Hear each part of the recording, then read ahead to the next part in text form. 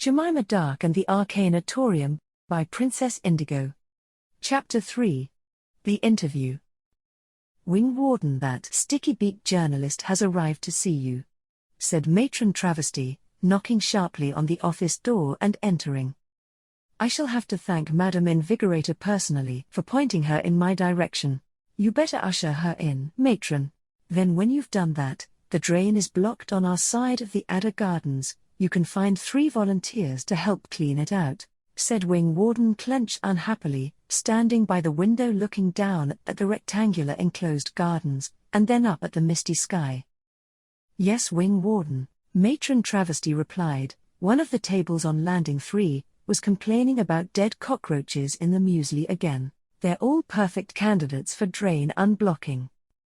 If I have to do this ruddy interview, then make me some fresh coffee before you go rooting around in the drains, said Wing Warden Clench testily, and sat down behind her cluttered little desk. Yes, Wing Warden, said Matron Travesty, going into the waiting room beyond. She's finished staring out of the window. You can go in now. How kind of you to see me. What a cozy room you have, said Heckerina Whelk, coming into the poky little office and introducing herself. Thank you. Please sit down. We always give our guests a warm welcome here at the Arcanatorium, gestured the Wing Warden, as Matron brought in the coffee, with a plate of coconut macaroons, stealing one as she put the tray down on the Wing Warden's desk. I'll dock that from your wages, you thieving little strumpet, scolded Wing Warden Clench. I promise to make it up to you in kind, called back the matron cheekily, and closed the door. Not the atmosphere I was expecting in such a formidable place, laughed Heckerina, as she retrieved her coffee, put her phone on the desk and set the appropriate app to record. Don't worry, there'll be far less frivolity from her, once she's been spayed, remarked the Wing Warden, smugly taking a macaroon. I heard that, said the matron loudly, from the other side of the office door. Good, said the Wing Warden curtly. Shall we proceed, Heckerina?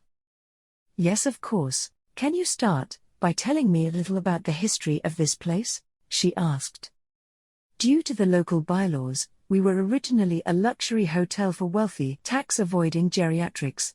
The owner caught something incredibly contagious on a swingers' holiday on the continent, and then came back and wiped out half the residents. The Wing Warden began.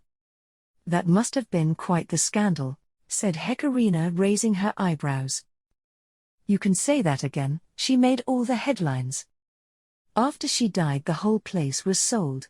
A nostalgic politician drummed up some investment and decided to turn the whole place into a modern version of the workhouse, explained the Wing Warden. Is that what it is now? Inquired Heckerina, making some notes in addition to her recording. Quite literally, we're a dumping ground for the unwanted.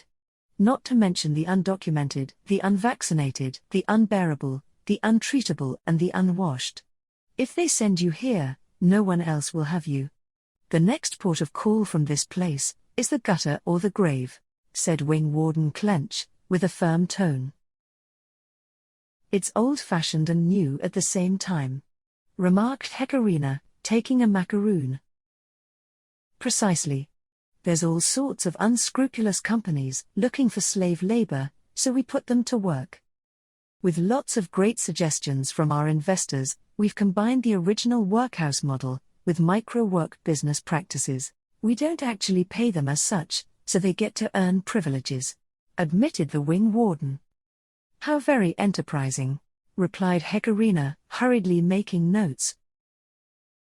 They start off with no privileges at all. Then we train them up. They can earn better treatment, a better room, decent meals, that sort of thing.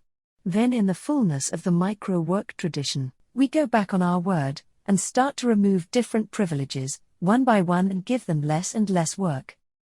So what happens when they're fully trained? Asked Heckerina. Clearly there's a point, when they're so well trained and skilled, that it's not economically viable to give them any work or privileges at all. So then we lose all their data and pretend we've never even heard of them, said Wing Warden Clench proudly. Very impressive, said Heckerina, I'm just going to take a quick photo for the article. What happens to them then? After that, we dump them in the lower levels and leave them to fend for themselves. Then somewhere along the line, we'll get a new contract with someone else. Then we drag out the nearest ones, and start the whole process all over again. A perfect circle. You must have so many stories, remarked Heckerina enthusiastically. You have no idea, we'd be here all morning if I got started. There is some natural wastage, of course. Those of them who don't survive the grueling long hours and poor conditions, we grind up for cat food. We've got a brand new machine in the basement that does it. We're very modern, concluded the Wing Warden, and ate the last of the macaroons. You have been listening to Gemima Dark and the Arcanatorium by Princess Indigo. Read by Treacle81. The closing music is Marionette by Felix Arndt. From the Free Music Archive.